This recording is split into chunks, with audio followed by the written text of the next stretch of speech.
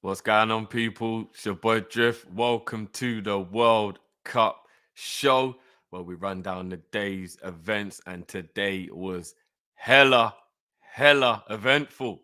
Let's get into it, people.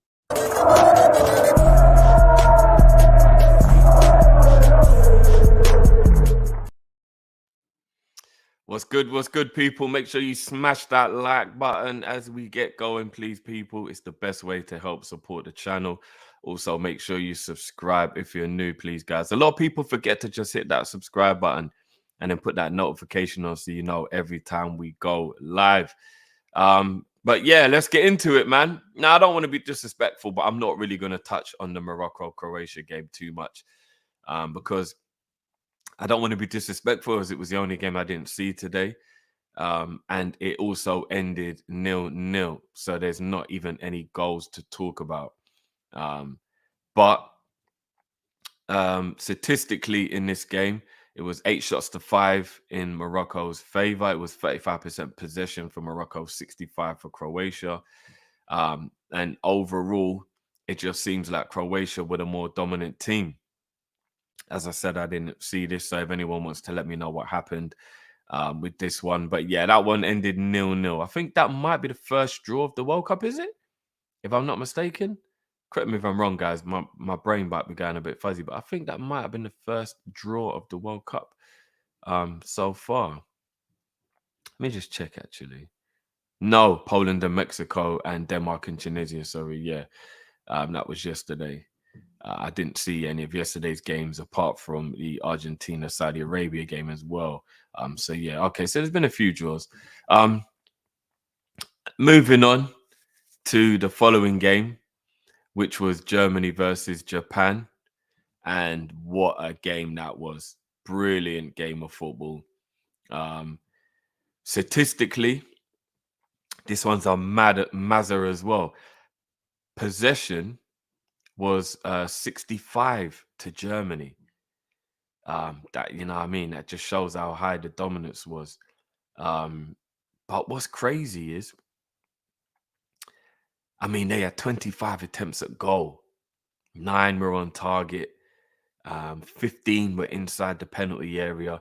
Like, it just, all the statistics were pointing to Germany. And after they took the lead from a penalty, which, yeah, all right, it was a penalty, I guess. Little bit soft, but yeah, foul's a foul in it. Let's not make no bones about it. But Japan just hung on in there. And it's like Japan have got this actual, like they've got this kind of game plan to like bring on their bigger boys a little bit later in the game. Like they're top goal scorers, and like what kind of from the outside in seems to be some of their better players are on the bench. And it's like they soaked up the pressure and then brought their man there on and won the game at the end. Absolute scenes. What a finish that was. If I'm being completely honest with you, that's a Sano there with that finish, Gundogan with the Germany penalty. I mean, for me, no, sorry, that was sorry, Doan got the first goal. If you ask me, I got a little bit of criticism of Neuer here. Now, he's been one of the best keepers to ever live. Yeah, there's no doubt about that. But we all know that at some point you start to wane a little bit, and Neuer is 100% on the wane. And a keeper of his ability and his stature, I think, is a little bit disappointing getting beaten at your near post like that. The finish was absolutely brilliant, and he probably didn't think he would go high, and therefore he's thinking if he covers off the mid and the low angle, then he should be okay. And obviously the ball went in the roof of the net. But for me, I think that is just poor goalkeeping. I think the rule number one for a goalie who's of any elite level is you don't get beat at your near post. And he got beat at his near post. And just overall, Germany's defending just didn't, they look really shaky. I think there were 2 more opportunities after Japan went 2-1 up for Japan to actually get a third. And I'm not sure whether they didn't take their chances well enough or whether they just wasn't that bothered about scoring because they were already winning. But that Japan ended the game brilliantly, and it puts Germany in a proper precarious position right now, because if they lose to Spain, they're out. And that is going to be the second tournament in a row, I think, that they want to progress past the group stages. That's mad. That is actually mad. So Germany, they got it all to do. And speaking of France, Spain, say, I mean, the Spanish boys. Anyone who's been big watching DR, big up yourself. I'm over on DR during this World Cup, representing Spain, as I got Spain in the sweepstake. Big up my teeth for drawing Spain out for me. And I got to be honest with you, this game was amazing, absolutely amazing.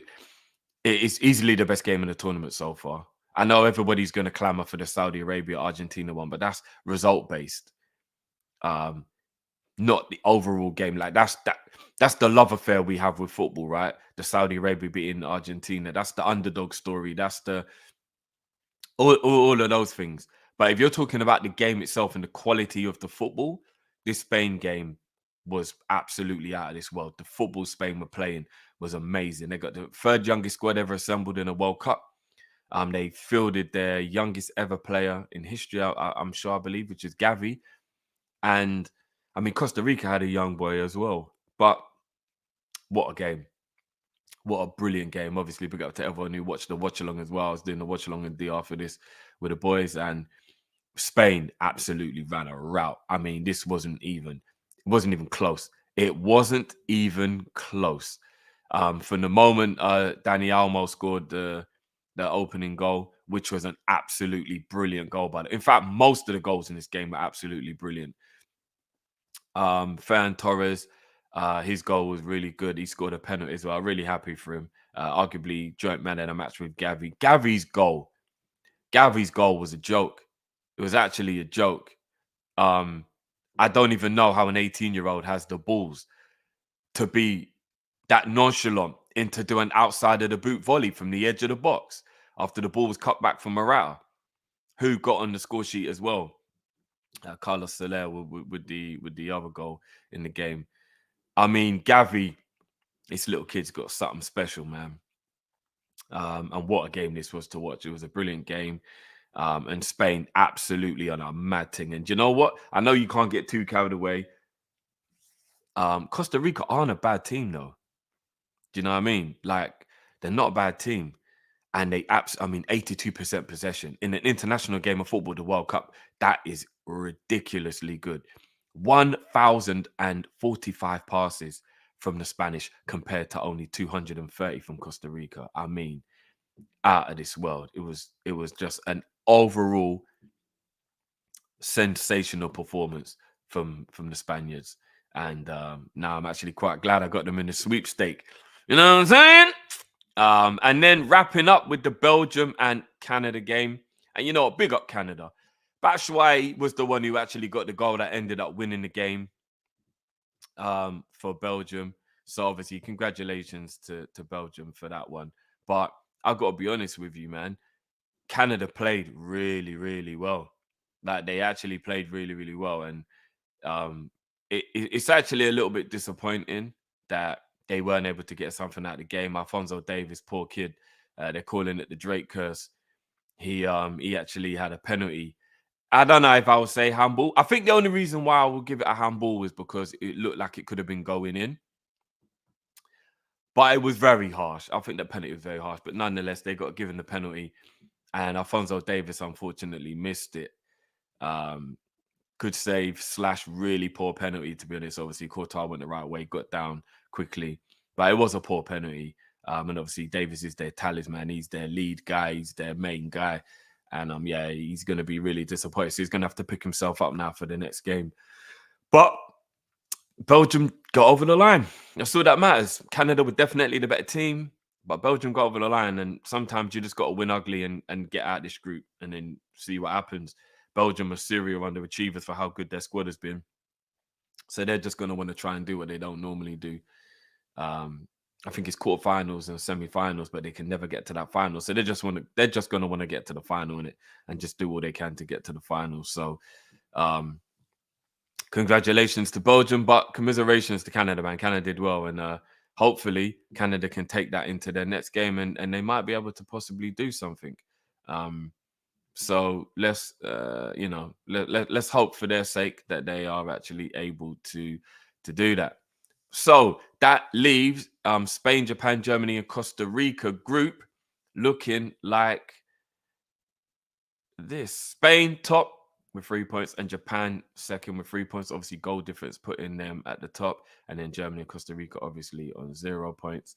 And Belgium and Croatia group is Belgium are top with 3 points, and obviously Croatia and Morocco are drew on 1 point each.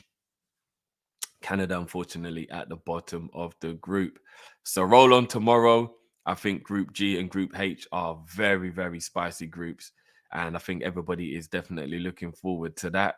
And I'm hope you will be looking forward to tomorrow's roundup.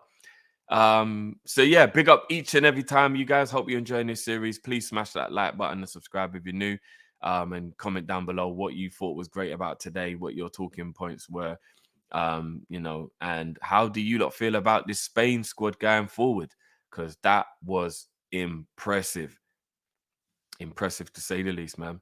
So guys, as I said, smash that like button on the way out. Big up your damn selves each and every time, and we will catch you tomorrow for another World Cup catch-up show. I'm Drifty, and out. Peace.